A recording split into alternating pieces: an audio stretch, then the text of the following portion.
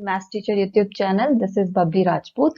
So in this video, we are going to discuss about the NCERT in-text question of motion chapter. जो हमने motion chapter theory part complete कर लिया है, अगर आपने नहीं देखा है video so you can watch it, वहां से आपको बहुत ज्यादा हेल्प है वो मिलने वाली है। हम जो एनसीईआरटी के इंटेक्स्ट क्वेश्चंस होते हैं ना, इंटेक्स्ट क्वेश्चंस क्या होते हैं जो एनसीईआरटी के बीच में पाए जाते हैं, जैसे आपको ये दिख रहा है ना ब्लू कलर का। जो ब्लू कलर के आपको क्वेश्चंस दिख रहे हैं इनको हम बोलते हैं इंटेक्स्ट क्वेश्चन। इस वीडियो में हम इंटेक्स्ट क्वेश्चंस हैं जो मोशन चैप्टर के, वो हम कवर करने जा रहे हैं। एंड मोशन चैप्टर से आपका कोई भी टॉपिक एलिमिनेट नहीं हुआ है, इसको आपको पूरा पढ़ना है एंड कोई भी क्वेश्चन इसमें से आपको छोड़ना नहीं है। Again I am saying complete your NCERT questions first, then NCERT exemplar, then go for any other thing. Okay, so we are going to solve in this and don't think कि these are subjective questions, इनको भी objective form में बना के दे सकते हैं। ठीक है, किस तरीके से वो दे सकते हैं that I will also tell, right? So हम बढ़ते हैं क्वेश्चन नंबर 1 की तरफ। तो an object has moved through a distance, can it have zero displacement? If yes, support your answer with an example. They are saying कि एक object है कोई, right? We have an object and उसने क्या किया है, कुछ डिस्टेंस कवर किया। फॉर एग्जाम्पल ये हमने रेड कलर से एक छोटा सा ऑब्जेक्ट बना लिया है एंड ये मूव करके कहाँ पहुंच गया है, मान लो इधर। ठीक है, ये ए पॉइंट है, ए से मूव करके वो बी तक पहुंच गया, right? An object has move through a distance, और इसने डिस्टेंस कोई कवर कर लिया। For example let's say 1 metre की डिस्टेंस कवर की है। ठीक है, एग्जाम्पल हम ले रहे हैं कि उसने ऑब्जेक्ट ने क्या किया, 1 मीटर की डिस्टेंस है वो कवर की है, ए टू बी पॉइंट पहुंच गया। अब ये बोल रहे हैं कि अगर एक ऑब्जेक्ट है वो मूव कर रहा है, right, can it have zero displacement, तो क्या उसका डिस्प्लेसमेंट जीरो हो सकता है? They are asking displacement zero हो सकता है क्या? So what is displacement? सबसे पहले आपको ये पता होना चाहिए, अगर आपने थियरी लेक्चर्स देखे तो आपको पता होगा डिस्प्लेसमेंट क्या होता है। Displacement is the shortest path cover. What is displacement? Is the shortest path covered, right?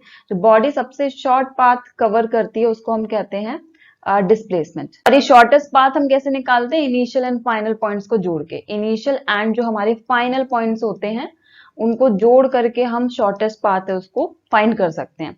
For example एक बॉडी है, कोई सर्कल में मूव कर रही है। ठीक है, body is moving in a circle. ठीक है, दिस इज अ सर्कल, थोड़ा सा टेढ़ा बन गया बट लेट इट बी। तो एक बॉडी है वो हमारी क्या कर रही है, सर्कल में मूव कर रही है। ये मान लो ये पॉइंट है, यहां से उसने शुरू किया है, ए पॉइंट से शुरू किया है। ठीक है, अब ए से चल के वो बी तक चली गई, मतलब ए से क्या हुआ, वो बी पॉइंट तक गई, और बी पॉइंट आप मान लो ये। ठीक है, सो एक बॉडी ने ए से शुरू किया एंड वो बी तक पहुंच गई। तो इस केस में डिस्प्लेसमेंट कितना हो जाएगा? इस केस में डिस्प्लेसमेंट शॉर्टेस्ट पाथ होगा। शॉर्टेस्ट पाथ क्या होता है? जो इनिशियल पोजीशन है और जो फाइनल पोजीशन है, मतलब जहां से शुरू किया है जहां से खत्म किया बॉडी ने, उन दोनों पॉइंट्स को आप जोड़ दो। ठीक है, ए और बी को आप क्या करो, जोड़ दो, तो वो आपका डिस्प्लेसमेंट बन जाता है। Since it is a circle तो इनका डिस्प्लेसमेंट कितना हो जाएगा, डायमीटर के बराबर। ये डायमीटर है ना, दिस इज व्हाट डायमीटर, सो ये 2r हो जाएगा। ठीक है, इस केस में ये तो मैंने एग्जांपल बता दिया कि भाई डिस्प्लेसमेंट होता है। अब हम फाइनल क्वेश्चन की तरफ आते हैं, तो इसमें हम सर्कल का एग्जांपल लेंगे। सर्कल के केस में ऐसा हो सकता है कि बॉडी मूव भी करे एंड उसका डिस्प्लेसमेंट भी जीरो हो जाए। एक बॉडी ने शुरू किया यहाँ पे, उसने ए पॉइंट से शुरू किया। ठीक है, ए पॉइंट से शुरू करके वो दोबारा उसी पॉइंट पे आ गई। मतलब क्या क्या, ए पॉइंट से शुरू किया, इसने कंप्लीट 1 रेवोल्यूशन लगा लिया। कंप्लीट 1 रेवोल्यूशन आप कब बोलोगे? जब ये ए पॉइंट से शुरू करेगी एंड अगेन वापस ए पॉइंट पर ही आ जाएगी। तो मुझे बताओ इस केस में क्या आपको नजर आ रहा है कि इनिशियल और फाइनल पोजीशन कौन होगी? इस केस में इनिशियल एंड फाइनल पोजीशन दोनों क्या कर रही है, एक दूसरे पे ओवरलैप कर रही हैं। दोनों एक दूसरे पे ओवरलैप कर रही हैं। ठीक है, हमें नहीं हम डिस्टिंग्विश कर सकते कि इनिशियल और फाइनल पोजीशन क्या है, वो एक ही हो गई है। तो इस केस में क्या होगा, डिस्प्लेसमेंट जो हमारा होता है वो जीरो होता है। ये मैंने बहुत अच्छे से समझाया था थियरी लेक्चर में, तो इसलिए बोल रही हूँ कि अगर आपने नहीं देखा theory lecture so you have to watch it, ये कंसेप्ट आपको क्लियर रखने हैं। ठीक है, अगर एक ऑब्जेक्ट है वो एक डिस्टेंस मूव कर रहा है तो उसका जीरो डिस्प्लेसमेंट हो सकता है। किस केस में हो सकता है? जब वो बॉडी क्या करेगी, जब वो बॉडी एक सर्कुलर पाथ कवर करेगी। ठीक है, एंड वो क्या करे, कंप्लीट रेवोल्यूशन ले। ये भी इंपॉर्टेंट है, जहां से शुरू किया है वो पूरा का पूरा कंप्लीट रेवोल्यूशन क्या करे, खत्म कर दे। ठीक है, then only its displacement can be zero. तो we can say that yes, a body can have zero displacement. कब? जब वो सर्कुलर पाथ में चलेगी। साथ ही साथ क्या होना चाहिए, अपनी ओरिजिनल पोजीशन पे उसको वापस आना है। जैसे ए से शुरू किया तो अगेन ए पर ही वापस आना है, ठीक है। तो इस केस में हम फाइनल और इनिशियल पॉइंट को डिस्टिंग्विश नहीं कर सकते हैं, तो इसीलिए डिस्प्लेसमेंट क्या होता है, 0 होता है। And yes, the body is moving also, ठीक है। तो आई होप आपको ये क्वेश्चन का आंसर समझ आया हो। Question number second, we have a farmer moves along the boundary of a square field of side 10 metre in 40 seconds, ठीक है। मतलब क्या, एक फार्मर है और उसके पास अपना फार्मलैंड है जिसका साइज कैसा है, स्क्वायर फॉर्म में, ठीक है। स्क्वायर मान लो इसको, तो हम स्क्वायर मानते हैं A B C D, and square की साइड्स कितनी है, 10 मीटर। मतलब ए टू बी 10 मीटर है तो बी टू सी भी 10 मीटर होगा, क्योंकि स्क्वायर में चारों साइड्स बराबर होती हैं, ठीक है। तो अगर एक साइड 10 मीटर है तो बाकी तीनों साइड्स भी 10 मीटर की होंगी। अब ध्यान देना, यहाँ पे क्या बोला गया है, यहाँ पे बोला गया कि एक राउंड कंप्लीट करने में जो फार्मर है उसको 40 सेकेंड लगता है। मतलब ए टू बी अगर फार्मर जाएगा, ठीक है, फिर बी टू सी जाएगा, फिर सी टू डी जाएगा, डी टू ए वापस आ जाएगा। मतलब ये जो उसने मोशन किया ना ए टू डी तक का, तो उसमें जो उसको वक्त लगा ना, वो लगा 40 सेकेंड, ठीक है। मतलब ए टू बी गया, B to C, C to D, D to A, मतलब एक complete revolution of a whole farm land, उसको कितना टाइम लगा, 40 सेकेंड। अब हमसे पूछ रहे हैं कि डिस्प्लेसमेंट आपको बताना है, तो डिस्प्लेसमेंट आपको पता है शॉर्टेस्ट पाथ होता है, और उसको कैसे निकालते हैं, इनिशियल और फाइनल पोजीशन को जोड़ के। जब फार्मर ने 2 मिनट और 20 सेकंड का टाइम कवर कर लिया इस फार्म लैंड में चलते चलते, तो आपको बताना डिस्प्लेसमेंट तब कितना होगा। तो ध्यान से देखना, सबसे पहले हम टाइम को कैलकुलेट कर लेते हैं, सही से सेकंड्स में चेंज कर लेते हैं। तो 2 मिनट्स प्लस 20 सेकंड्स गिवन है। 2 मिनट्स कितना हो जाएगा, 1 मिनट में 60 सेकंड होते हैं, तो 2 मिनट में कितना हो जाएगा, 2 इंटू 60, ठीक है। तो ये कितना आ जाएगा हमारा, 120 प्लस 20, तो that will be how much, it will be 140 seconds, right. अब यहाँ पे ध्यान देना, देखो ये हमारा 140 सेकेंड्स आ गया, राइट राइट। सो अब बोल रहे हैं कि भाई अगर फार्मर ने मान लो यहाँ से शुरू किया है, ए पॉइंट से शुरू किया है, इस पॉइंट से, ठीक है, तो 140 सेकेंड कंप्लीट करते करते उसका कितना डिस्प्लेसमेंट रहेगा। तो देखो एक रेवोल्यूशन में तो उसको 40 सेकंड लग रहा है, तो हम पहले एक मान लेते हैं, ये यहाँ से चला, यहाँ से चला, फिर यहाँ से चला, फिर यहाँ से, ये कंप्लीट रेवोल्यूशन 1 कर लिया उसने, ठीक है। और ये 40 सेकंड इसने कंप्लीट कर लिया। दूसरे रेवोल्यूशन में भी इसको 40 सेकंड लगा, मतलब 80 सेकंड हो गया हमारा, ठीक है। तीसरा रेवोल्यूशन इसने किया, मतलब कितना हो गया हमारा, ये हो गया हमारा 120 सेकंड्स, और 20 सेकंड और चलने हैं, ठीक है। 120 सेकंड, 140 है ना टोटल, तो 120 इसने कवर कर लिए 3 राउंड में, पूरा घूम करके पूरा 1 रेवोल्यूशन लेके 3 राउंड में इसने कवर कर लिए। अब 20 सेकंड्स और बचे हैं, राइट। तो 20 सेकंड में कितना चल पाएगा, तो सिंस 40 सेकंड उसको पूरा लग रहा है टाइम पूरा कंप्लीट करने में, तो 20 सेकंड उसको कितना लगेगा, 20 सेकंड में वो आधा रेवोल्यूशन ही कंप्लीट कर पाएगा। देखो यहाँ पे समझाते हो, फिगर में कुछ ज्यादा ही पेन चल गया, इस तरीके से समझो। देखो ए बी,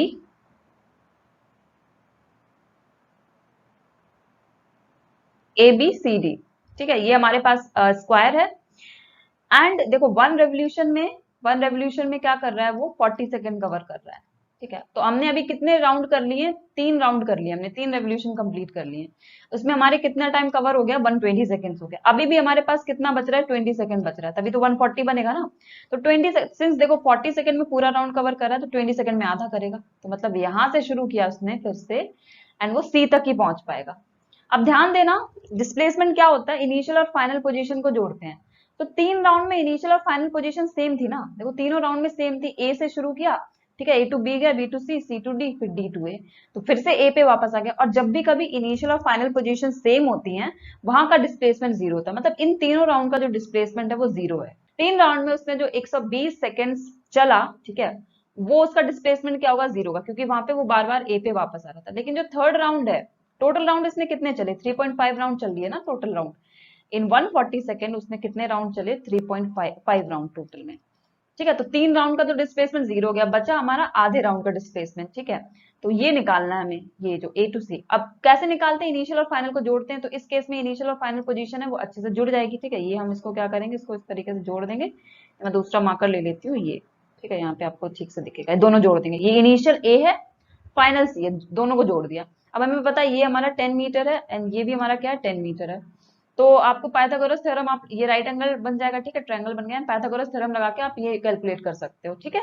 तो मैं फिर से फिगर बना लेती हूँ। यहाँ पे हमारे पास ये फिगर था, और इनिशियल पोजीशन ये थी, and final position was this, ठीक है। और हमने इसको क्या कर दिया था, जोड़ दिया था, ठीक है। यहाँ पे 10 मीटर है ये, और ये 10 मीटर है। तो हम क्या करेंगे, पाइथागोरस थ्योरम यूज करेंगे। तो हम लिखेंगे बाय यूजिंग पाइथागोरस थ्योरम किस में लगती है? राइट एंगल ट्रायंगल में, ठीक है। पाइथागोरस हमने यूज किया एंड ये हमारा 90 डिग्री है यहाँ पे। तो हम क्या करते हैं, यहाँ पे हम लिख लेंगे जो हाइपोटेनस का स्क्वायर होता है, एसी स्क्वायर होता है, वो BC square plus A B square के बराबर होगा, ठीक है। You know this, Pythagoras theorem आपको आती होगी। तो एसी स्क्वायर मतलब हमें एसी ही निकालना है, ठीक है। BC is how much? 10 का स्क्वायर प्लस ए बी भी कितना आपका 10 है, तो 10 का स्क्वायर, राइट। तो 10 का स्क्वायर कितना हो जाता है? 100, और यहाँ पे भी कितना हो जाएगा? 100, ठीक है। यहाँ पे एसी स्क्वायर चलेगा एंड जब स्क्वायर हटता, अब हम क्या करेंगे, एसी से स्क्वायर हटा देंगे। तो एसी से जब स्क्वायर हटता है ना, तो रूट आ जाता है इस तरफ। तो 100 प्लस 100 कितना हो जाएगा? 200। तब आप इसके क्या करोगे? फैक्टर करोगे 200 के। तो आप प्राइम फैक्टर कर लो इसके, किस तरीके से निकालते हैं? 2 से करते हैं, तो 2 1 जा 2 0 0, फिर से 2 से जाएगा ये, तो 50 टाइम्स जाएगा एंड 2 ये चला जाएगा 25 टाइम्स एंड 5 से अब जाएगा, और ये 5 एंड 5 से अगेन जाएगा एंड दिस विल बी 1। तो इसके कितने फैक्टर्स हो गए, लिखते हैं हम, ठीक है। तो कितना आ जाएगा इसका? 2 इंटू 2 इंटू 2 इंटू 5 इंटू 5, ये फैक्टर्स हो गए। अब इसमें हम क्या करते हैं? पेयरिंग करते हैं और उनमें से एक पेयर है वो बाहर निकाल लेते हैं, ठीक है। मतलब ये 2 का पेयर बन जाएगा एंड यहाँ पे 5 का, ठीक है। नंबर रिपीट होने चाहिए, 2 इंटू 2 का एक पेयर बन गया, 5 इंटू 5 का एक पेयर हो गया। इसके लिए कोई पेयर नहीं है, ठीक है। तो इसमें से क्या होगा, जो पेयर बने हुए उनमें से एक नंबर बाहर आ जाएगा। मतलब इस वाले पेयर से क्या होगा, एक 2 बाहर आ जाएगा और इस वाले 5 से एक 5 बाहर आ जाएगा। लेकिन ये जो थर्ड 2 बचा हमारे पास, उसका कोई पेयर नहीं है, तो वो अंदर ही रहेगा। तो आंसर आ जाएगा 10√2 मीटर्स। तो एक फार्मर ने जब 140 सेकंड कवर किया, ठीक है, तो उसको पूरा टाइम कवर करने में लगा था 140 सेकंड। तो उसने कितने राउंड कवर किए थे? 3.5 राउंड, जिसमें से उसके जो 3 राउंड थे, ठीक है, उनका जो डिस्प्लेसमेंट था वो क्या था? वो 0 हो गया था। जो हाफ राउंड था उसका जो डिस्प्लेसमेंट हमारा आया वो आया 10√2 मीटर, ठीक है। एंड वही ओवरऑल डिस्प्लेसमेंट हो जाएगा, ठीक है। तो 140 सेकंड में उसका डिस्प्लेसमेंट कितना आया? 10√2 metre, right. Question is which of the following is true for displacement. इसमें हमें दो चीजें दे रखी हैं, दो ऑप्शंस दे रखे हैं, ठीक है। तो ये पूछ रहे हैं कि इनमें से कौन सा स्टेटमेंट है वो ट्रू है डिस्प्लेसमेंट के लिए, ठीक है। तो ए ऑप्शन हमारे पास, it can not be zero. पहला ऑप्शन है it can not be zero, वो जीरो नहीं हो सकता है। तो ये ऑप्शन आपका गलत है, ट्रू नहीं है, क्योंकि डिस्प्लेसमेंट जीरो हो सकता है। अभी हमने सर्कल वाला एग्जांपल देखा था, जीरो हो सकता है, ठीक है। And its magnitude is greater than distance travelled by an object, ये भी आपका फॉल्स स्टेटमेंट है। दोनों स्टेटमेंट ही फॉल्स है, ठीक है। डिस्प्लेसमेंट जीरो हो सकता है, एग्जाम्पल हमने अभी देखा था कि जब एक बॉडी कोई सर्कल में मूव करती है, ठीक है, तब भी हो सकता है, और अगर स्ट्रेट लाइन में मूव करेगी तब भी, ठीक है। उस टाइम होना क्या चाहिए, उस टाइम आपकी जो इनिशियल और फाइनल पोजीशन है ना, इनिशियल और फाइनल पोजीशन है वो क्या हो? सेम हो, वो ओवरलैप कर जाए। जैसे सर्कल के केस में करी थी, सर्कल के केस में हमारे पास ये सर्कल था, ठीक है, यहां से शुरू किया और यहीं पे वापस आ गया, तो इस केस में जीरो हो गया। अब देख लो, कोई मान लो कि स्ट्रेट लाइन में चल रहा है कोई बॉडी, ठीक है, तो ए टू बी अगर गई, ठीक है, ए टू बी गई, अब मान लो 10 मीटर डिस्टेंस है ये, उसने 10 मीटर की क्या करी? डिस्टेंस या डिस्प्लेसमेंट कवर की। तो ए टू बी गई, ठीक है, डिस्प्लेसमेंट हमारा क्या हो गया? इनिशियल और फाइनल पोजीशन को जोड़ना, तो ए टू बी गई, तो इस केस में तो यही हो जाएगी, इनिशियल ये हो जाएगी और फाइनल ये हो जाएगी, ठीक है। शॉर्टेस्ट पाथ यही होगा इस केस में। अब मान लो बी टू ए वापस आ गई, मतलब ए टू बी गई और बी टू ए वापस आ गई, राइट, समझ में आ रहा ना? ए टू बी गई बॉडी, फिर B to A same path पे वापस आ गई, तो उस केस में इनिशियल और फाइनल क्या हो गया? सेम हो गया ना। इनिशियल मतलब जो शुरू किया हो, इनिशियल कहां से शुरू किया था? ए से, अब वापस क्या है? वो ए पे आ गई, तो इस केस में भी क्या है? डिस्प्लेसमेंट जीरो होगा। तो yes, displacement can be zero, पहला स्टेटमेंट ट्रू नहीं है। एंड जो सेकंड स्टेटमेंट की बात हो रही है, its magnitude is greater than distance travel by the object, ये कभी भी नहीं होगा, कभी भी नहीं होता ऐसा कि जो डिस्टेंस है वो छोटी हो जाए डिस्प्लेसमेंट से, मतलब ऐसा कभी पॉसिबल नहीं होगा। मैंने केसेस में बताया था, जब मैंने केसेस पढ़ाए थे ना, बहुत अच्छे से बताया था एंड बोला था मैंने कि इसको ध्यान से पढ़ना। डिस्प्लेसमेंट डिस्टेंस से बड़ा हो जाए, ऐसा कभी भी नहीं होगा, ये कभी नहीं हो सकता है। डिस्प्लेसमेंट है या तो वो बराबर हो सकता है डिस्टेंस के, ठीक है, या उससे छोटा हो सकता है, या तो बराबर होगा या उससे छोटा होगा, बड़ा कभी नहीं होगा, ठीक है। Next question we have is question number 4, that is distinguish between speed and velocity. Speed and velocity के बीच में आपको क्या करना है? आपको डिफरेंस बताने हैं। तो चलो हम लिख लेते हैं यहाँ पे स्पीड, हालांकि मैंने जब पढ़ाया था तब बताया था आपको, एंड यहाँ पे हम लिख लेते हैं क्या? वेलोसिटी, ठीक है। या ऐसा करते हैं, एक मिनट, जस्ट अ सेकेंड, अब ठीक है, स्पेस ठीक आ रहा है, ठीक है। So yes, speed this is, and this way is velocity, okay, all right. तो स्पीड क्या होती है? स्पीड आपकी क्या होती है? डेफिनेशन दोनों की सेम होगी, but speed number 1 point is scalar quantity. Scalar quantities क्या होती हैं? वो क्वांटिटीज जिनके पास सिर्फ मैग्नीट्यूड होता है, जिनके पास सिर्फ एक वैल्यू होती है, कोई डायरेक्शन नहीं होती है, ठीक है।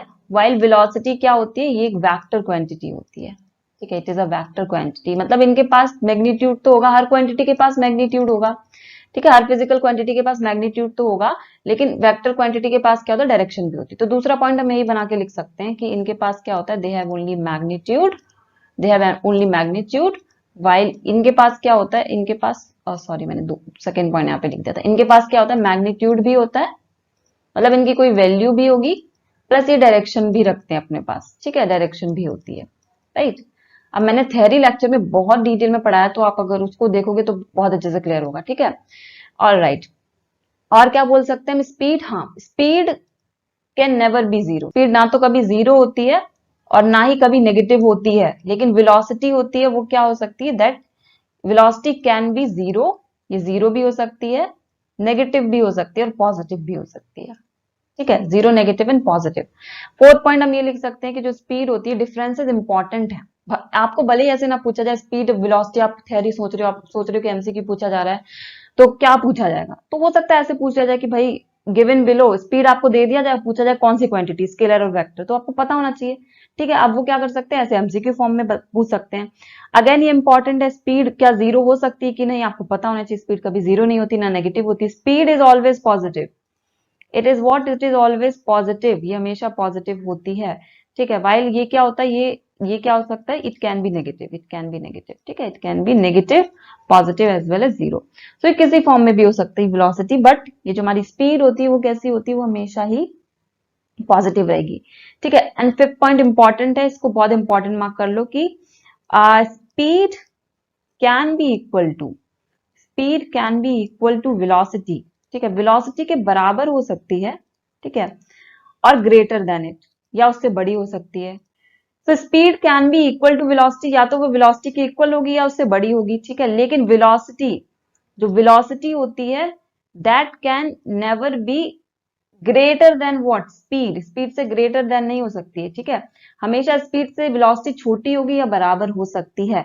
इस पॉइंट को थोड़ा सा स्टार मार्क कर लो कि हमेशा जो स्केलर क्वांटिटीज होती है ना, स्केलर क्वांटिटीज या तो बड़ी होंगी या बराबर होती है वेक्टर क्वांटिटीज से। दिस इज अ मंत्र टाइप यूनिवर्सल फैक्ट है कि scalar quantities are always greater than और equal to vector quantities. Vector quantities can never be greater than scalar quantity, that is very important, बहुत important point है ये। तो कुछ differences थे वो मैंने बता दिए, एंड इनमें इंपॉर्टेंट है कि आपको एमसीक्यू फॉर्म में पूछे जा सकते हैं। भाई स्पीड पॉजिटिव हो सकती है, सॉरी स्पीड नेगेटिव हो सकती है कि नहीं, तो you should know speed can never be zero और negative, but yes velocity can be zero, negative and all, okay. And speed एक स्केलर क्वांटिटी, आप ऐसे याद कर सकते हैं, S for speed, S for scalar, V for velocity, V for vector. Scalar और vector का मतलब आपको पता होना चाहिए, एंड ये इंपॉर्टेंट पॉइंट है कि स्पीड है वो या तो बराबर हो सकती है वेलोसिटी की, या बड़ी होगी, कभी भी छोटी नहीं होगी स्पीड वेलोसिटी से, ठीक है। Question number 5, we have question number 5, under what conditions is the magnitude of average velocity of an object equal to average speed? ये इंपॉर्टेंट है, इसको इंपॉर्टेंट मार्क कर लो, एमसीक्यू फॉर्म में पक्का पूछा जाएगा ये। This question is important.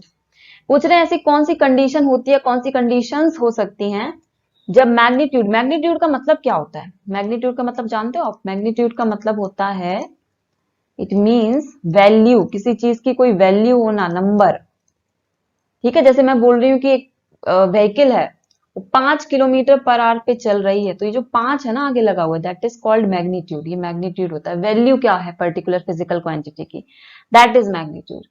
तो under what conditions is the magnitude of average velocity, पूछ रहे हैं कि ऐसी कौन सी कंडीशन होंगी जब एवरेज वेलोसिटी, ठीक है, बराबर होगी एवरेज स्पीड के। ये पॉइंट भी मैंने बताया था। अगेन थ्योरी लेक्चर आपने नहीं देखे तो डू वॉच इट, बहुत हेल्प मिलेगी वहां से, ठीक है। सो ऐसी कौन सी कंडीशन है जब एवरेज वेलोसिटी और एवरेज स्पीड, अच्छा एवरेज वेलोसिटी एक वेक्टर क्वांटिटी है, जैसे हमने पढ़ा था ना कि वेलोसिटी एक वेक्टर क्वांटिटी है, तो एवरेज वेलोसिटी भी एक वेक्टर क्वांटिटी है एंड एवरेज स्पीड एक क्या है, स्केलर क्वांटिटी है। हमने ये पढ़ा था कि भाई वेक्टर और स्केलर बराबर हो सकती है, एंड ये भी पढ़ा था कि स्केलर हमेशा बड़ी होती है देन वेक्टर से, मतलब एवरेज स्पीड हमेशा बड़ी होगी देन वेलोसिटी से, बट हाँ दोनों बराबर हो सकती हैं। तो ये कंडीशन वो वाली पूछ रहे हैं कि ऐसी कौन सी कंडीशन होगी जब ये दोनों वेलोसिटी, जब स्पीड और वेलोसिटी मतलब average speed and average velocity बराबर होंगी। सो इंपॉर्टेंट है जब एक बॉडी स्ट्रेट लाइन में मूव कर रही होगी, ठीक है, जब एक बॉडी स्ट्रेट लाइन में मूव कर रही होगी, और स्ट्रेट लाइन का एक और नाम होता है, तो मैं पहले लिख देती हूँ, body moves in straight line, body moves in straight line, और 2D मोशन, इसको 2D मोशन भी बोलते हैं, ठीक है। ये क्वेश्चन बहुत ज्यादा इंपॉर्टेंट है, आप इसको बहुत बहुत बहुत इंपॉर्टेंट मार्क कर लो, ठीक है। सो यू शुड नो कि जब एक बॉडी है वो क्या करेगी, स्ट्रेट लाइन पाथ कवर करेगी, तब क्या होगी, हमारी जो average speed and average velocities है वो दोनों बराबर होंगी, ठीक है। इस केस में क्योंकि क्या होगा, देखो एक बॉडी वो स्ट्रेट लाइन पाथ मूव कर रही है, तो यहाँ पे क्या होगा, स्पीड और वेलोसिटी दोनों इसकी बराबर होंगी, ओके।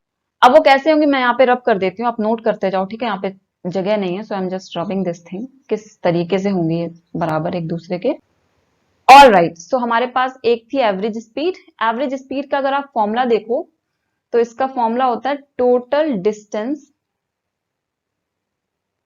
अपॉन टोटल टाइम, ये हमारा फॉर्मूला होता है एवरेज स्पीड का, ठीक है। एंड हमारा जो एवरेज वेलोसिटी है, राइट, उसका फॉर्मूला होता है हमारे पास total displacement,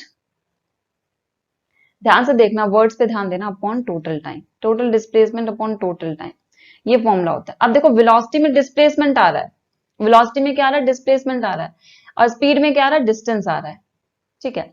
so distance and displacement तो आपको पता है ना, डिस्टेंस क्या होता है, सिंपली टोटल जर्नी जो भी आपने कवर की है वो हो गई, लेकिन डिस्प्लेसमेंट क्या होता है, शॉर्टेस्ट पाथ होता है। अब बॉडी अगर मूव कर रही है स्ट्रेट लाइन में, ठीक है, तो इस केस में डिस्टेंस एंड डिस्प्लेसमेंट दोनों बराबर होगा। मान लो इस बॉडी ने 5 मीटर कवर किया, ठीक है, 5 मीटर ए टू बी गई और 5 मीटर कवर किया, तो इस केस में डिस्टेंस भी 5 मीटर होगी, और डिस्प्लेसमेंट क्या होता है, जहां से शुरू किया इनिशियल पॉइंट एंड जहां पे खत्म किया फाइनल पॉइंट को जोड़ दो, तो इनिशियल एंड फाइनल पॉइंट तो ये हो गए ए टू बी, तो डिस्प्लेसमेंट भी इस केस में क्या हो गया, 5 मीटर ही हो गया, और टाइम तो दोनों को सेम ही लगा होगा, टाइम का हम कुछ प्लस माइनस नहीं करते, टाइम सेम ही रहता है। तो यहाँ पे ध्यान देने वाली बात है कि average speed and average velocity कब बराबर होंगी, जब बॉडी स्ट्रेट लाइन में मूव करेगी या 2D मोशन करेगी, एंड डिस्टेंस एंड डिस्प्लेसमेंट भी तभी बराबर होंगी, ठीक है। तो ये आप यूनिवर्सल फैक्ट मान लो कि डिस्टेंस एंड डिस्प्लेसमेंट कब बराबर होंगे, या स्केलर और वेक्टर कब बराबर होते हैं, ऐसे करके भी लिख सकते हो, क्योंकि स्पीड एक स्केलर है, वेलोसिटी वेक्टर है, तो एक फैक्ट टाइप का लिख सकते हो कि भाई स्केलर और वेक्टर कब बराबर होंगे, जब बॉडी वो स्ट्रेट लाइन में मूव करेगी। अब चाहे इस केस में डिस्टेंस आ जाए, इस केस में डिस्प्लेसमेंट आ जाए, वैसा भी पूछ सकते हैं, डिस्टेंस एंड डिस्प्लेसमेंट कब बराबर होंगे, distance scalar and displacement vector, तो ये दोनों कब बराबर होंगे, जब बॉडी स्ट्रेट लाइन में मूव करेगी। अब इसके आगे चाहे आप लगा दो एवरेज स्पीड, एवरेज स्पीड एक scalar quantity and average velocity एक वेक्टर क्वांटिटी है, तो ये दोनों भी कब इक्वल होंगे, जब बॉडी स्ट्रेट लाइन में मूव करेगी। अब यहाँ पे ऐसे भी लिखा आ सकता है स्पीड और वेलोसिटी कब इक्वल होंगी, तो हमें पता है कि स्पीड एक स्केलर क्वांटिटी एंड वेलोसिटी एक वेक्टर क्वांटिटी है, तो ये दोनों कब इक्वल होंगी, ये भी तभी होंगी जब बॉडी स्ट्रेट लाइन में मूव करेगी। सो इंपॉर्टेंट है, स्केलर एंड वेक्टर कब बराबर होंगे, जब बॉडी स्ट्रेट लाइन में मूव करती है, ठीक है। सो आप इसको नोट डाउन कर लो, मैं भी इसको रब कर देती हूँ फिर। लास्ट क्वेश्चन हमारा जो है इस पेज का वो है 6th question, what does the odometer of an automobile do. Odometer का काम क्या होता है, डिस्टेंस मेजर करना, मतलब कोई व्हीकल है, आपने देखा होगा बाइक्स वगैरह में या फिर तो कार वगैरह में, एक दो मीटर्स लगे होते हैं, एक होता है जो स्पीड मेजर करता है कितनी स्पीड पे गाड़ी चल रही है, एक होता है जो डिस्टेंस मेजर करता है कि आपने कितना डिस्टेंस कवर कर लिया। तो जो डिस्टेंस मेजर करता है उसको ओडोमीटर कहते हैं, और एक और चीज लिख लो यहाँ पे, जो स्पीड को मेजर करता है उसको स्पीडोमीटर कहते हैं, मतलब अपने टोटल कितनी स्पीड कवर कर ली उसको मेजर करने का डिवाइस होता है, उसको स्पीडोमीटर कहते हैं, ठीक है।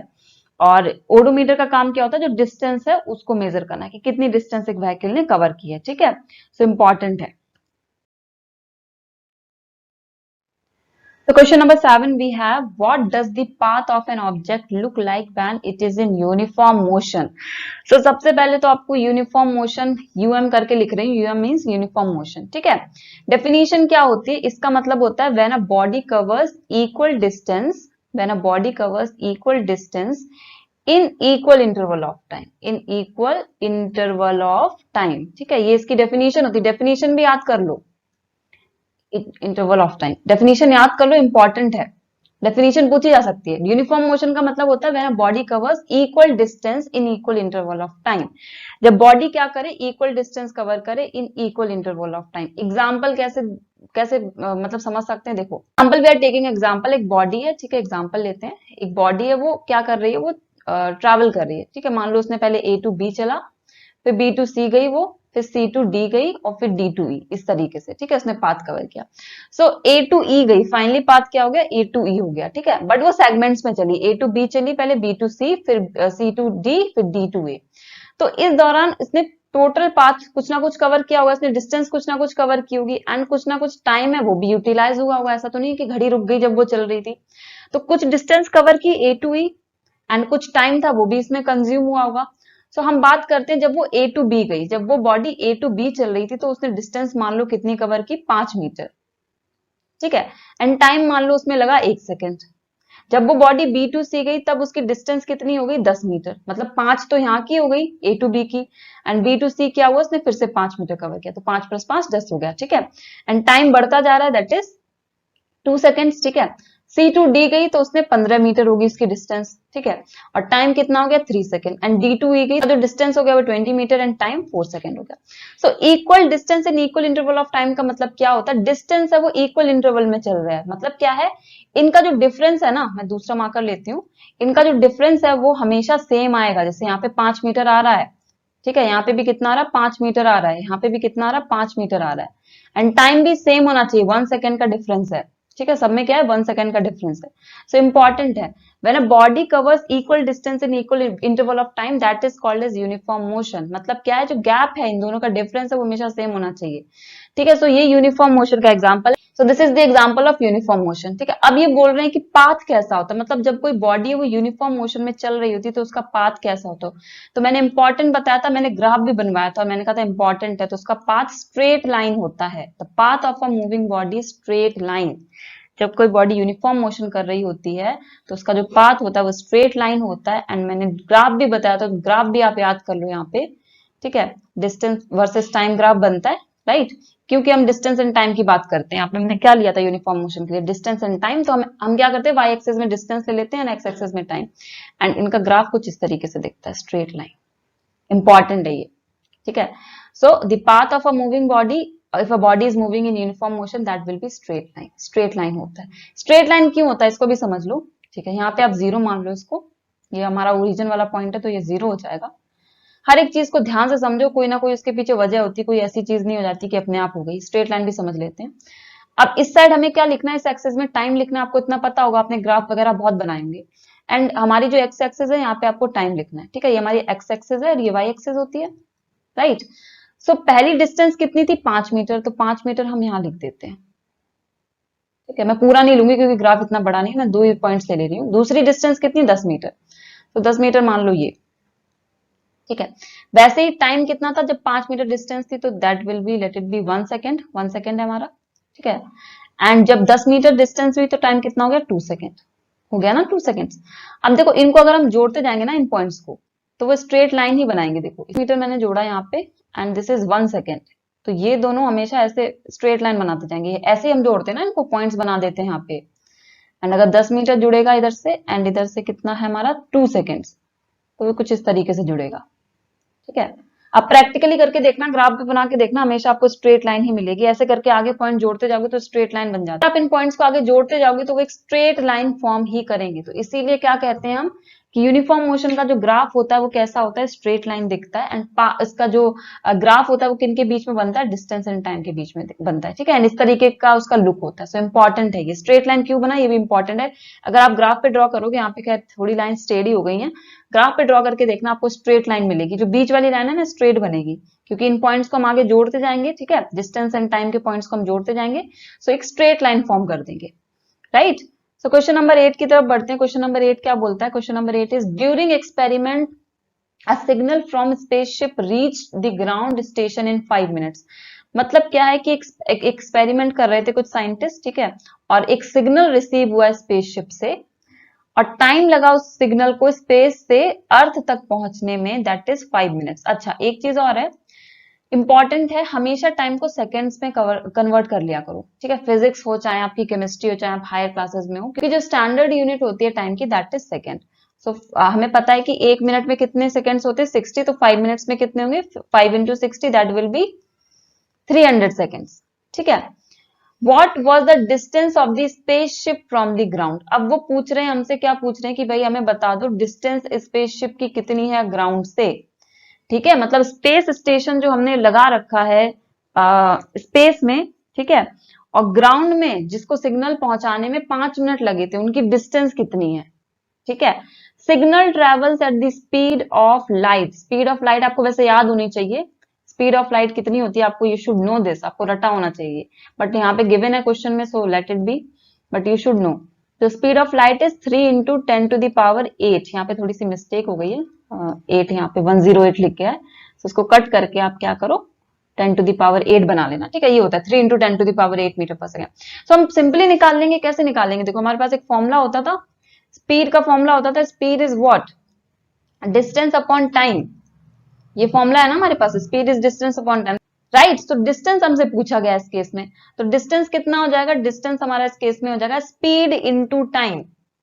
स्पीड इंटू टाइम, ये पढ़ा है ना आपने कि ये दोनों क्वांटिटीज क्या होती है, इंटू हो जाती हैं, ये दोनों क्वांटिटीज इंटू हो जाएंगी, तो डिस्टेंस कितना हो जाएगा, स्पीड इंटू टाइम। स्पीड हमको गिवन है that is 3 into 10⁸ and time हमने निकाल लिया सेकेंड्स में, दैट इज 300। सो ये हमारी वैल्यू आ जाएगी कितनी, 900 इंटू 10⁸, या इसको और अच्छे से हम लिखें तो हो जाएगा 9 इंटू 10⁻10 मीटर, 10 मीटर्स, ठीक है। 9 इंटू 10⁻10 मीटर्स, ठीक है। मैंने ये क्या किया, दोनों जीरो यहाँ पे जोड़ दिए, तो आपको आता होगा एक्सपोनेंशियल टर्म्स को कैसे यूज करते हैं, ठीक है। 2 जीरो ऐड कर दिए। देखो इसको हम ऐसे भी लिख सकते हैं ना, अगर नहीं भी आता तो चलो 9 इंटू 100 लिख सकते हैं ना इसको, इंटू 10⁸ इधर था, तो इसको हम और कैसे लिख सकते हैं फिर 9 इंटू 10⁻2 इंटू 10⁸।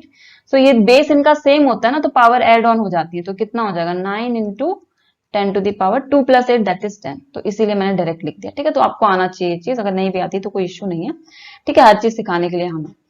ऑलराइट, सो इसका आंसर हो जाएगा 9 इंटू 10⁸ मीटर्स। डिस्टेंस है तो डिस्टेंस को मीटर्स में एक्सप्रेस करते हैं, तो कितना डिस्टेंस है एक स्पेस जो आपने स्पेसशिप लगाया है और जहां पे सिग्नल पहुंच रहे हैं अर्थ में, ठीक है, तो दोनों के बीच में कितना डिफरेंस है, कितनी डिस्टेंस का डिफरेंस है, that is 9 into 10⁸ metres. 9 into 10⁸ metre पे दोनों सिचुएटेड हैं एक दूसरे से।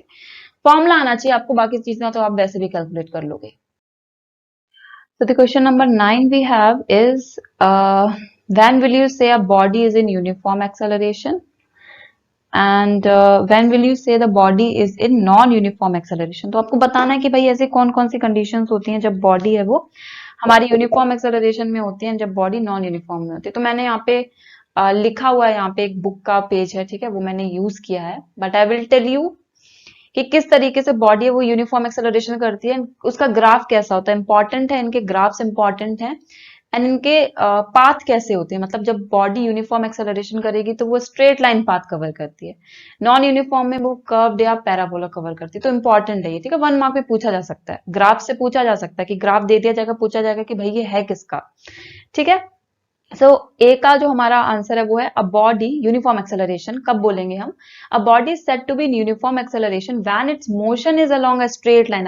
बहुत इंपॉर्टेंट है, जब उसका मोशन कैसा, स्ट्रेट लाइन, मतलब पाथ ऑफ मोशन कैसा है, स्ट्रेट लाइन, वो स्ट्रेट लाइन में चल रही है। किस तरीके से, देखो मैं यहाँ पे ग्राफ बना देती हूँ यूनिफॉर्म एक्सेलरेशन का, यूए लिखा है मतलब यूनिफॉर्म एक्सेलरेशन, ठीक है। यूनिफॉर्म एक्सेलरेशन का जो ग्राफ होता है वो इस तरीके से बनता है। यूनिफॉर्म जहां भी आता है ना वहां पे हमेशा स्ट्रेट लाइन मोशन होता है, मतलब इस तरीके से होगा मोशन, स्ट्रेट लाइन बनेगा। अच्छा, इसका ग्राफ किन के बीच में बनता है, इंपॉर्टेंट है, इसका ग्राफ बनता है velocity versus time, velocity versus time, ठीक है। वेलोसिटी की जगह स्पीड भी लिखा सकता है, तो वो गलत मत मान लेना, वेलोसिटी और स्पीड वर्सेस टाइम, तो ये ग्राफ होता है, इनके बीच का ग्राफ होता है, ठीक है। वाइल यूनिफॉर्म मोशन में किसका हम ले रहे थे, यहाँ पे हम डिस्टेंस लिख रहे थे। In case of uniform motion जो हमारी वाई एक्सिस थी वहां पे हम डिस्टेंस लिख रहे थे, एक्स एक्सिस पे हम टाइम लिख रहे थे। सो इंपॉर्टेंट पॉइंट है, ध्यान रखना, ठीक है, किसके बीच में बनता है, वेलोसिटी और स्पीड एंड टाइम के बीच में, यूनिफॉर्म मोशन का। सो स्ट्रेट लाइन पाथ होता है, हमने देख लिया स्ट्रेट लाइन का हमेशा ऐसे बनेगा, and it's velocity changes y equal magnitudes in equal interval of time. मतलब जो वेलोसिटी होती है वो इक्वल मैग्नीट्यूड से चेंज करती, इक्वली चेंज करती इन इक्वल इंटरवल ऑफ टाइम। मतलब क्या है, सेम एग्जांपल है वही, फिर भी मैं बता देती हूँ आपको। जैसे एक बॉडी ऑफ यूनिफॉर्म एक्सेलरेशन का ए से बी पॉइंट तक गई, बी से सी गई एंड सी से डी गई। इस दौरान उसने कुछ ना कुछ वेलोसिटी या स्पीड है वो कवर की होगी, ठीक है, एंड उसने टाइम भी कवर किया होगा। इस टाइम कुछ ना कुछ टाइम लगा होगा उसको, तो टाइम उसको कुछ ना कुछ लगा होगा इस दौरान, राइट। सो मान लो ए टू बी जब वो गई तो उसकी जो स्पीड है, वेलोसिटी थी, वो थी 5 मीटर पर सेकेंड, ठीक है। टाइम उसको लगा 1 सेकेंड का। जब बी टू सी गई तो उसकी जो स्पीड है, वेलोसिटी थी, वो 10 मीटर पर सेकेंड हो गई, टाइम लगा उसको 2 सेकेंड का। बी टू डी गई तो 15 मीटर पर सेकेंड स्पीड हो गई या वेलोसिटी, एंड टाइम उसको 3 सेकेंड लगा। सो इस दौरान यहाँ पे देखो जो डिफरेंस आ रहा है वो सेम है। इसमें कितना आ रहा है, 5 मीटर पर सेकेंड का डिफरेंस। यहाँ पे कितना आ रहा है, 5 मीटर पर सेकेंड का डिफरेंस। एंड यहाँ पे आपका कितना आ रहा है, 1 सेकेंड का टाइम डिफरेंस एंड 1 सेकेंड का। यूनिफॉर्म जहां भी लिखा, मतलब जो डिफरेंस है वो सेम रहेगा, ठीक है। टाइम एंड जो भी आप क्वांटिटी ले रहे हो उसका डिफरेंस सेम रहेगा। सो ये जो दे रखा है ना, equal magnitude in equal interval of time, मतलब ये है जो वेलोसिटी होगी वो इक्वली चेंज होगी इन equal interval of time. Time interval मतलब टाइम डिफरेंस सेम होना चाहिए, वेलोसिटी डिफरेंस भी सेम होना चाहिए, ठीक है। ये यूनिफॉर्म एक्सेलरेशन की हमारी डेफिनेशन होगी। एंड ग्राफ हो गया, ग्राफ भी ड्रॉ कर लेना। एंड ग्राफ स्ट्रेट लाइन होता है, इंपॉर्टेंट है। नेक्स्ट है बॉडी। ये नॉन यूनिफॉर्म एक्सेलरेशन का क्या होता है, तो a body said to be non uniform acceleration when its velocity changes by unequal magnitude in equal interval of time. Example लेते हैं, सेम ही हमारा, ठीक है। तो नॉन यूनिफॉर्म एक्सेलरेशन का एग्जांपल लेते हैं। कोई बॉडी है, वो ए से बी गई, देन वो बी से सी गई एंड सी से डी गई, ठीक है। अब इस केस में जो हम वेलोसिटी ले रहे हैं या जो हम स्पीड ले रहे हैं वो कैसी लेंगे, नॉन यूनिफॉर्मली चेंज होगी। मतलब मान लो ए टू बी जब वो चल रही थी तब उसकी जो स्पीड या वेलोसिटी थी वो थी 5 मीटर पर सेकेंड, ठीक है। बी टू सी जब वो आई तब उसकी स्पीड या वेलोसिटी होगी 12 metre per second. And C to D आई तब उसकी स्पीड या वेलोसिटी 20 मीटर पर सेकेंड होगी, ठीक है। कुछ भी आप वैल्यू ले सकते हो। एंड टाइम इंटरवल हमेशा सेम रहेगा, 1 सेकेंड है यहाँ पे, मान लो 2 सेकेंड या 3 सेकेंड। मतलब टाइम का जो गैप होता है यूनिफॉर्म एंड नॉन यूनिफॉर्म में सेम रहेगा। मान लो यहाँ पे आप 5 सेकंड ले रहे हो तो यहाँ पे 10 सेकंड लो, यहाँ पे लो 15 सेकंड। मतलब टाइम गैप हमेशा सेम रहेगा, चाहे यूनिफॉर्म हो चाहे नॉन यूनिफॉर्म। बट ये जो फिजिकल क्वांटिटी ऊपर वाली होती है वो चेंज हो जाती है। जैसे इस केस में टाइम डिफरेंस 1 सेकंड आ रहा है, वो हमेशा सेम रहेगा। All right, so non uniform का मतलब होता है क्या, ये जो डिफरेंस आ रहा है ना अब सेम नहीं रहेगा। जैसे यहाँ पे कितना डिफरेंस आ गया, 7 मीटर पर सेकंड का, एंड यहाँ पे कितना आ गया, आई थिंक 8 मीटर पर सेकंड का, ठीक है, 8 मीटर पर सेकंड। तो ये सेम नहीं है, 7 है, ये 8 है। वाइल इस केस में क्या था, सब सेम था, 5 आ रहा था, ठीक है। तो ये इंपॉर्टेंट चीज है कि यूनिफॉर्म में क्या होता है, इक्वल वेलोसिटी कवर करेगा इन equal interval of time. Non uniform में क्या करेगा, अनइक्वल वेलोसिटी कवर करेगा इन equal interval of time. Time interval हमेशा इक्वल रहेगा, चाहे यूनिफॉर्म हो चाहे नॉन यूनिफॉर्म हो। अब मैं इसको रब कर रही हूँ and I will so sorry बच्चे, वहां पे एक्चुअली क्या होता है, पिछली स्लाइड में बटन अचानक से दब गई एंड अगर मैं बैक करूंगी तो मुझे फिर से रिकॉर्ड करनी पड़ेगी स्लाइड। सो आप यहाँ पे समझ लो, जो नॉन यूनिफॉर्म आप समझ गए ना, नॉन यूनिफॉर्म एक्सेलरेशन, तो उसका ग्राफ और देख लो। नॉन यूनिफॉर्म एक्सेलरेशन का ग्राफ इस तरीके से होता है। बनता तो ये भी है कि इसके बीच में स्पीड या वेलोसिटी आपका यहाँ पे आएगा in Y axis, and X axis पे आपका टाइम आएगा। एंड इसका जो ग्राफ होता है वो इस तरीके से होता है, ठीक है, इस तरीके से। ये ग्राफ होता है, इसका नाम इंपॉर्टेंट है, इसको या तो कर्व्ड लाइन बोलते हैं या इसको पैराबोला बोलते हैं। सो ठीक है, थ्योरी भले ही गिवन है आपको, बट थ्योरी से ही तो क्वेश्चन बनेंगे ना। तो किस तरीके से बनते, ध्यान में लेकर के चलो कि जो ग्राफ है वो हमेशा, देखो नॉन यूनिफॉर्म मोशन का हमेशा ऐसे बनेगा। अब उसके आगे तुम एक्सेलरेशन लगा रहे हो या मोशन लगा रहे हो, वो डिफरेंट चीज है। नॉन यूनिफॉर्म का हमेशा ऐसे ग्राफ बनता है, ठीक है। यूनिफॉर्म का हमेशा स्ट्रेट लाइन बनेगा, नॉन यूनिफॉर्म का कर्व्ड एंड पैराबोला बनेगा। बट ध्यान देना यहाँ पे कौन सी वैल्यू गिवन है, ठीक है। स्पीड वेलोसिटी दे रखा है, टाइम दे रखा है, तो नॉन यूनिफॉर्म एक्सेलरेशन आ जाएगा। और इसी की जगह डिस्टेंस या टाइम होता तो वहां पे नॉन यूनिफॉर्म मोशन आ जाता, ठीक है। सो इंपॉर्टेंट है, सो मैं अब इसको रब कर देती हूँ, ठीक है। आप इसको नोट डाउन कर लो पॉज करके वीडियो। ऑल राइट, सो हमारा जो नेक्स्ट क्वेश्चन है, क्वेश्चन नंबर 10, वो क्या है, दैट स्पीक्स की अ बस डिक्रीजेस इट्स स्पीड। एक बस चल रही है और उसने क्या किया, अपनी स्पीड डिक्रीज कर दी from 80 kilometre per hour to 60 kilometre per hour in 5 second. सबसे पहले हम वैल्यू लिख लेते हैं, ठीक है। पहले तो क्राइटेरिया देख लेते हैं क्या है। तो इसकी स्पीड पहले कितनी थी, पहले इसकी स्पीड थी वो थी हमारी 80 किलोमीटर पर आवर, ठीक है। एंड फिर कितनी होगी डिक्रीज होकर के 60 किलोमीटर पर आवर। मतलब बस थी, उसने मान लो ब्रेक अप्लाई की होगी, ब्रेक अप्लाई की तभी तो स्पीड कम होगी, ठीक है। सो यहाँ पे यू का मतलब होता है इनिशियल स्पीड या वेलोसिटी, ठीक है। यू का मतलब होता है इनिशियल स्पीड या वेलोसिटी, एंड ये हमारा हो जाएगा v, this one will be v। v मतलब होता है फाइनल स्पीड या वेलोसिटी, ठीक है, फाइनल स्पीड या वेलोसिटी है। सो हमारा u हमको कितना मिल गया 80 किलोमीटर पर आवर एंड हमारा v हमें कितना मिल गया 60 किलोमीटर पर आवर। ठीक है, तो अब हम क्या करेंगे, इसको चेंज कर लेंगे किसमें, into the metre per second. ठीक है, मीटर पर सेकेंड में इसको चेंज कर लेंगे। सो आपको पता होगा कैसे चेंज करते हैं। We have u is how much 80। तो एक शॉर्ट ट्रिक होती है कि आप किलोमीटर पर आवर को मीटर पर सेकेंड में चेंज करो तो 5/18 से क्या करते हैं, उसको इंटू कर देते हैं। ठीक है, सो ये कट हो जाएगा, कितनी टाइम्स जाएगा, दिस विल गो 2 टाइम्स। ठीक है, 2 9 जा 18 होता है एंड 2 4 जा 8 होता है। ठीक है, so it will be how much 200/9। इसको थोड़ा और सॉल्व कर लो, पॉइंट्स में अगर हम इसको लिखें तो कितना आएगा, ये आ जाएगा हमारा 22.22 समथिंग। ठीक है, बार बार रिपीट होगा तो मीटर पर सेकेंड। ठीक है, क्योंकि 9 2 जा होता है ना 18 अगेन, फिर 20 उधर चला जाएगा एंड कैरी ऑन होगा। एंड v हमारा कितना आ जाएगा 60 इंटू 5/18। सो ये 6 से कटेगा, 6 3 जा 18 एंड 6 10 टाइम्स जाएगा, जो कि आ जाएगा 50/3। अगेन ये कितना आ जाएगा, 3 1 जा 3 जाता है हमारा, 20 आ जाएगा यहाँ पे and it will be 6 times जाएगा, 6 3 6 जा 18, तो 16.66 आएगा। हाँ, 16.66 मीटर पर सेकेंड हो जाएगा। ठीक है, तो हमें v और u मिल गया। ओके, अब एक्सेलरेशन हमें निकालना है। सो हमें पता है एक्सेलरेशन का फॉर्मूला क्या होता है, चेंज इन वेलोसिटी, मतलब final velocity upon final velocity minus initial velocity upon time taken. Acceleration का फॉर्मूला होता है हमारा, तो फाइनल वेलोसिटी में कितनी मिल गई 16.66 माइनस 22.22। ठीक है, ये पॉइंट है बीच में, अपॉन टाइम हमें गिवन था 5 सेकंड। टाइम को ध्यान से देखना, सेकंड्स में दे रखा है कि नहीं, कभी कभी नहीं दिया होता है तो आपको क्या करना है, कन्वर्ट करना होता है। तो इस केस में तो दे रखा है। सो ये कितना आ जाएगा, ये आ जाएगा हमारा 22.22 में से आप 16.66 माइनस करोगे तो how much it will come, it will be, यहाँ पे कैरी हो जाएगी तो 6 आ जाएगा, यहाँ पे 11 बचेगा, राइट, यहाँ पे कैरी ले लिया हमने, 11 बचेगा। So it will be 5 point, it will be how much, यहाँ पे भी 5 बचेगा एंड इतना 5.56 आई गेस, राइट, 5.56 ही आना चाहिए। ठीक है, 5.56। ऑलराइट, सो हमारा आ गया 5.56। ठीक है, 5.56। अच्छा, अब यहाँ पे ध्यान देना, गलती यहीं पे होती है। मान लो ये क्वेश्चन आपका एमसीक्यू फॉर्म में पूछा गया, गलतियां कहाँ करोगे आप, इतना लिख के आ जाओगे अपॉन 5, मान लो इतना लिख के आप आ गए। ठीक है, गलती यही करोगे आप। ठीक है, अपनी गलती को सुधारो, कहाँ पे आप गलती कर सकते हो उसको आपको अपना क्या करना है, स्ट्रॉन्ग पॉइंट बनाना है, वीक पॉइंट नहीं बनाना है।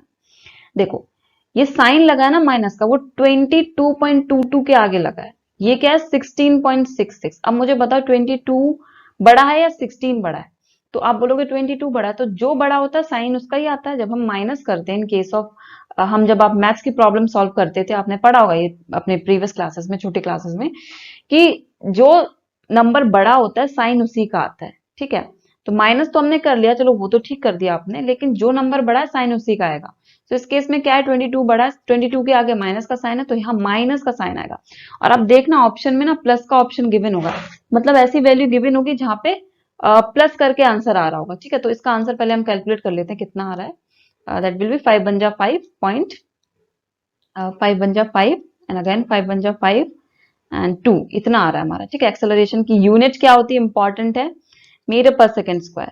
जब भी आप एमसीक्यू टाइप के क्वेश्चन टिक करो ना तो यूनिट जरूर देखना।